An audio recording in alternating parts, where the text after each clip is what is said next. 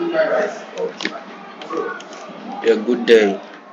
My name is Blessing Lati, and we are here today to talk about our master cache techniques to boost performance and efficiency.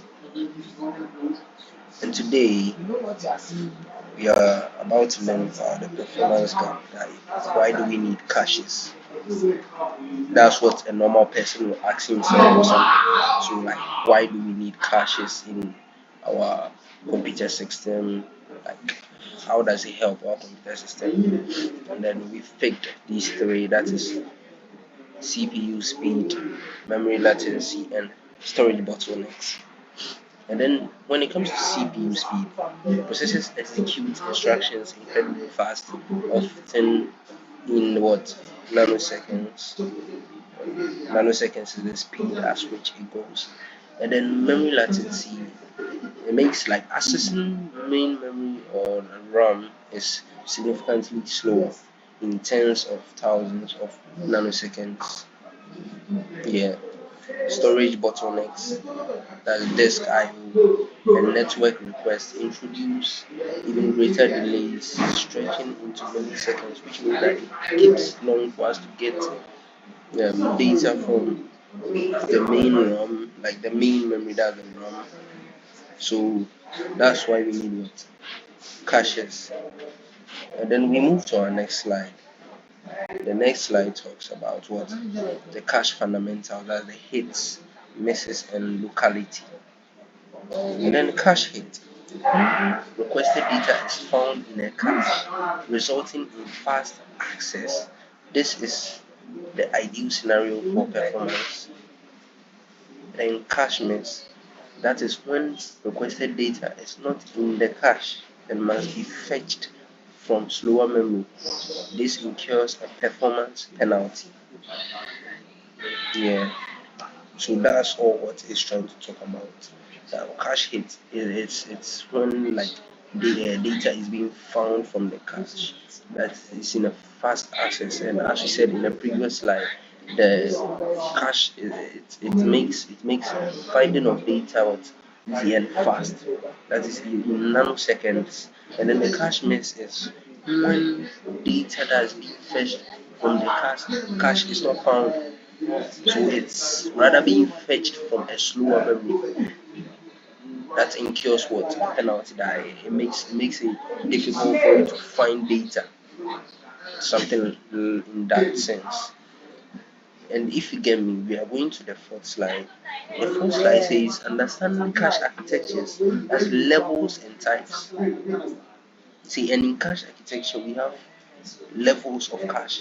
That is level 1, level 2, and level 3. And if we talk about it, for level 1, smallest, fastest cache directly on the CPU stores frequently used instructions and data. That is what is being done in that period of time.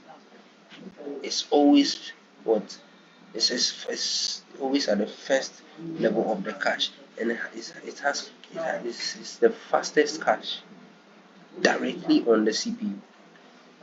So from there we move to the second level of cache.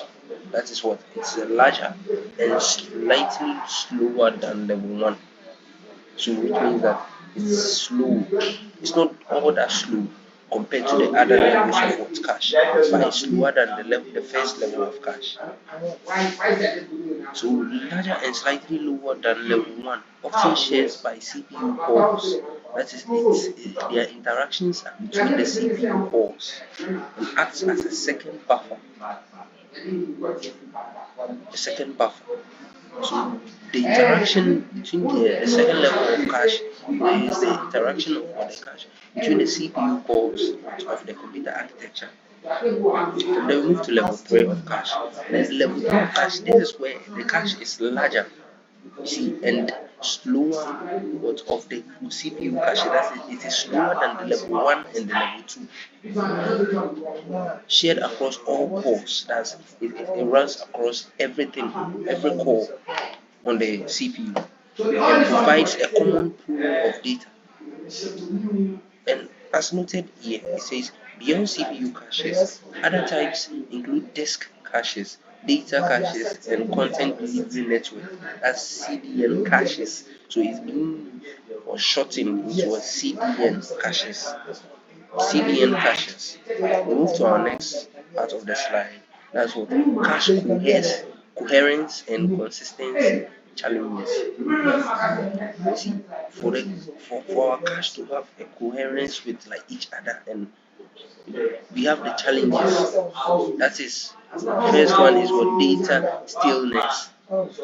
When cached data is outdated compared to the source, leading to incorrect information. You see, data stillness is when the cache data is outdated, like it's past its time compared to the source, leading to incorrect information. From there, we come to right propagation. Right propagation, this is ensuring changes made to one cache are reflected across all relevant caches. This one is affects every cache that is on the CPU. Every cache, that's the first cache, second cache, third cache. You see, so as we move to the second group, consistency models, defining rules for what when changes become visible to other processes or clients. See, the consistency models of the cache. And then when we noted that down, it says protocols like MESI, modified exclusive shared invalid, are used to maintain coherence in multi-core systems. So which means this MESI has been the short form of modified exclusive shared invalid, help in the coherence, that it helps in them working together in what multi-core systems. The next part of the slides is going to talk about eviction policies, that's optimizing what stays in cache, like how to optimize the information, that is what the data that is staying in the cache. So when a cache is full, an eviction policy decides which item to remove. Eviction to remove to make space for new data. That is what common policies include. LRU, that's least recently used. So the ones that are not used, discharge the item that has not been used for the longest period of time. And we have what the LFU, that is least frequently used, evicts the item which with the lowest access account. And then we have the first in, first out. Removes the oldest item regardless of its usage. So for him, it doesn't care about what the usage of that information or data is about. As first in, first out. That's why it goes by the name what FIFO, first in, first out. Sorry for that. We move to what? The real world, that's cache, the real world cache implementation, that's from CPU to CDN. CPU caches, that's hardware managed, critical for processor performance, transparent to software. That's transparent to what? The software. That's level 1, level 2, level 3 caches accelerate instructions and data access. Managed by memory management unit, that's we have the application and database caches.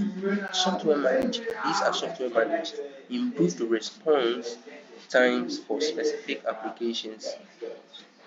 And the first point is where this mean cached for in-memory data caching. And the second point is hibernate second level cache for ORMs. That's the second level when we're talking about the levels in cache. That's level 1, level 2, level 3. We can content delivery networks, cache static web access globally. Content delivery network, that's CDN cache static web assets globally. drastically reducing latency for users worldwide. It reduces latency for users worldwide. And the last part of the slide is what talking about what the designing for performance, best practices and future trends. One, identifying hotspots. That is, profile your application to pinpoint areas with high data access frequency. And we have the second one is choose wisely. So before you design something, you have to choose wisely. That's select the appropriate type and eviction policy for your workload. And the third one is monitor and tune. Continuously observing cache hit, where the cache hits, the rate at which the cache hit, and adjust configuration, like adjust it to bend through the the the the, the wanted or the good amount of what tune you want it to adjust to. And then it says future trends including intelligent caching with AI or ML, serverless caching, and edge computing integration, and even lower latency. As time goes on, more things are coming out. More things are coming out. New trends are coming out that help to build upon the cache world. Helps us to understand what the cache is all about. And thank you for listening to me. Have a safe day. Thanks. And to see from the beginning, my name is Blessing Lati Webi, giving this presentation to you. Thank you.